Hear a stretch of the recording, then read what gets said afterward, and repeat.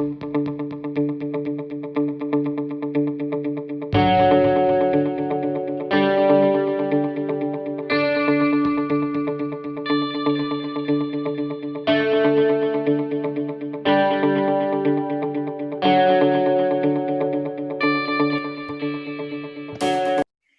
everyone, thank you for joining us on episode 13 of our podcast called The Research Behind Lift the Lid, where we talk to researchers previously funded by Australian Rotary Health about their research findings.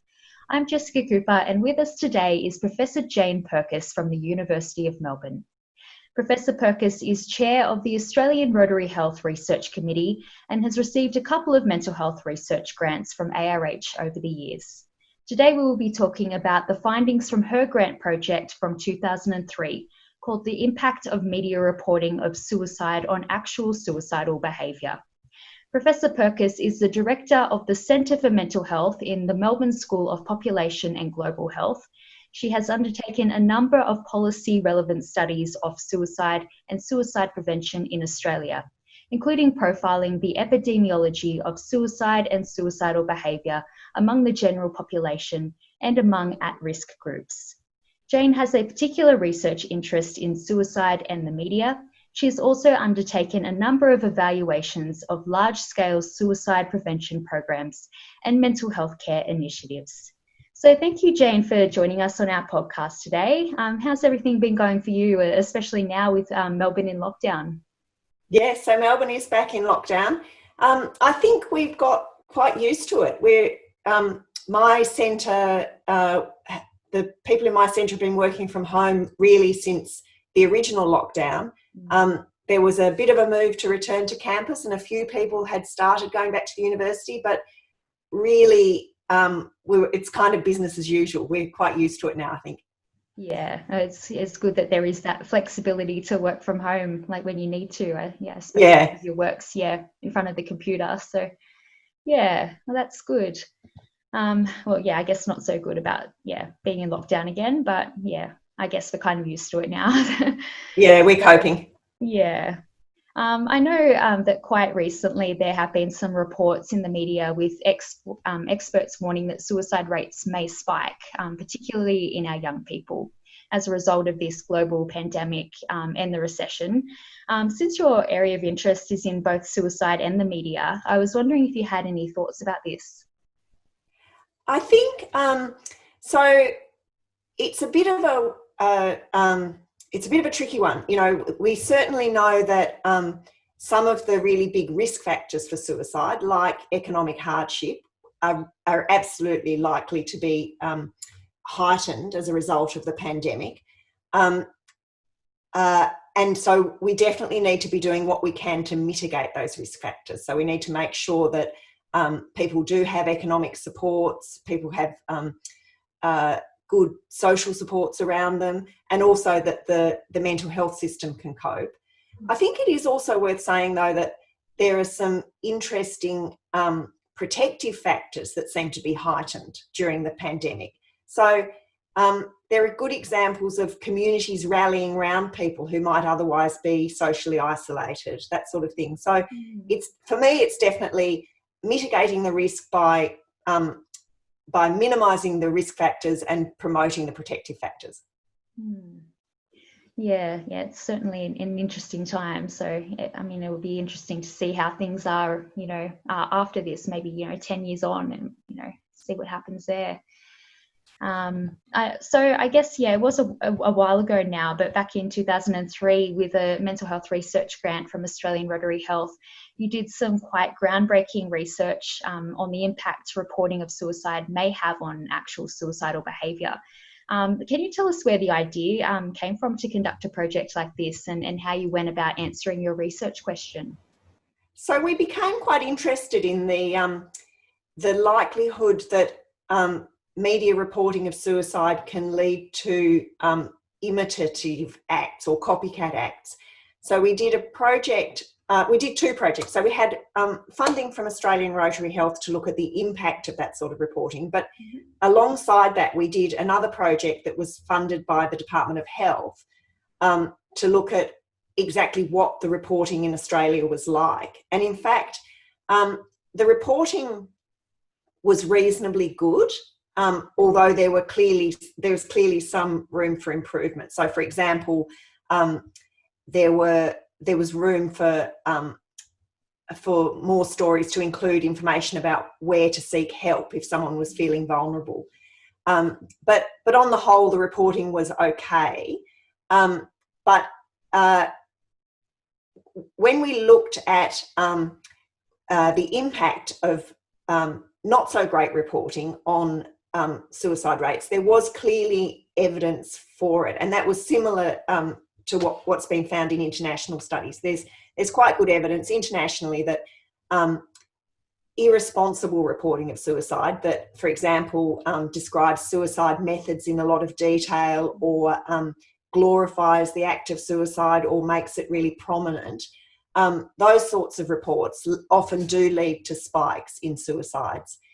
So we found that a significant proportion of the not such great reporting did seem to be associated with increases in suicide rates, which prompted us to work with Mindframe, or with the organisation that is now called Everymind, who are responsible for the Mindframe guidelines, to modify them a little bit and help them roll them out to journalists. So when we repeated the exercise later, the reporting had improved even more. So as I said, the baseline was not too bad, but with the Mindframe guidelines, the reporting really improved.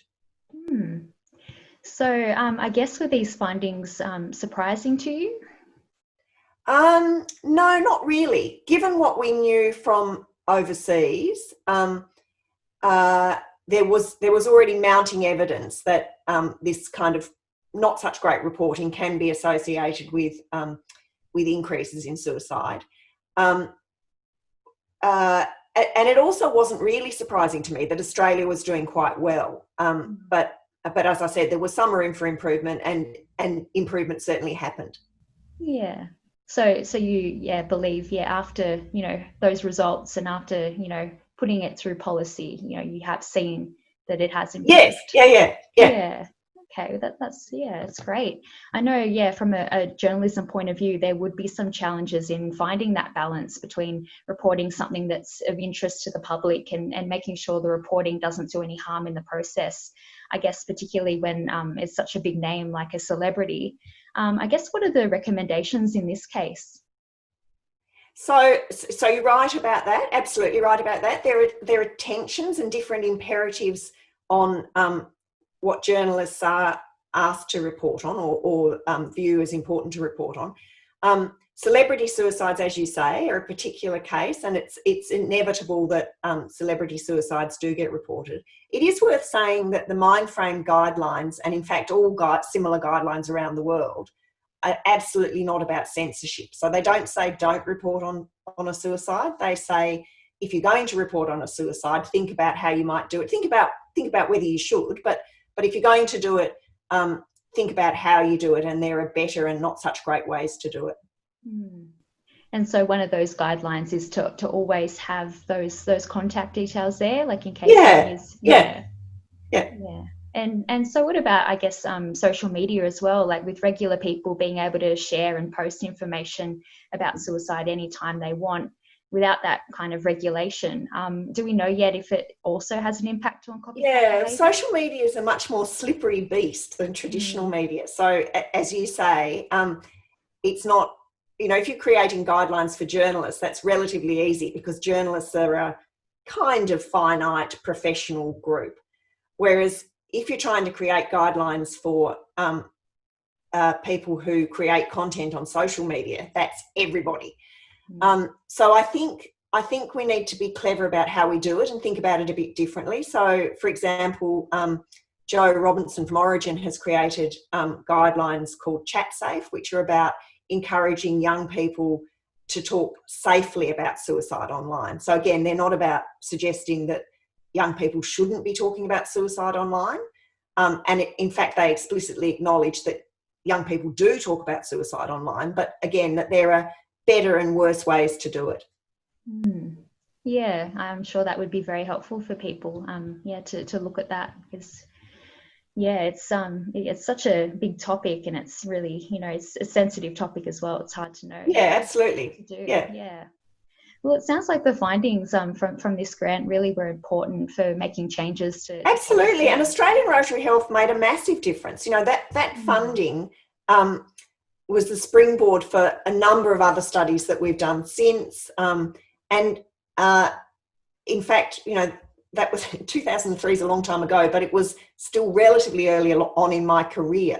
And it meant that I became a bit known for working in the area of suicide in the media. And that in turn meant that I was able to join forces with international collaborators from all over the place, which has been fantastic.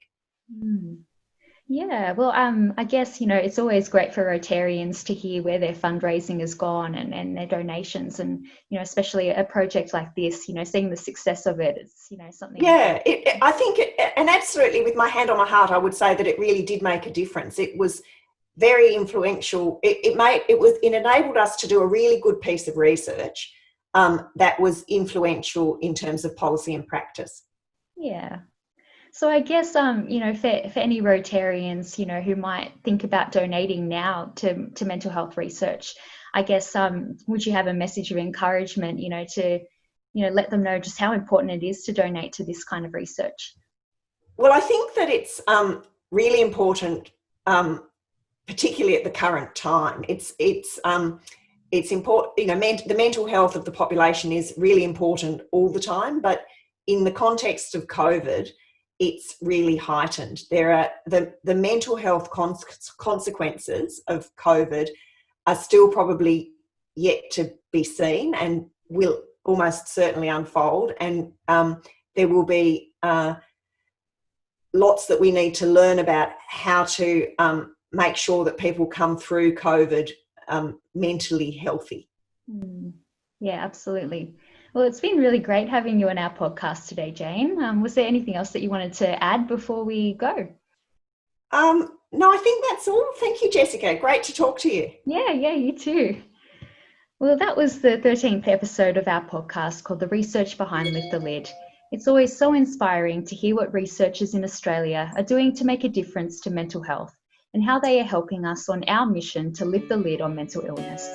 On behalf of Australian Rotary Health, I would like to thank everyone who donated to our COVID-19 appeal recently for mental health research. It's been a tough year so far for donations, and we understand how difficult it has been for many Rotary clubs to go ahead with their usual fundraising events. We appreciate your support, especially now.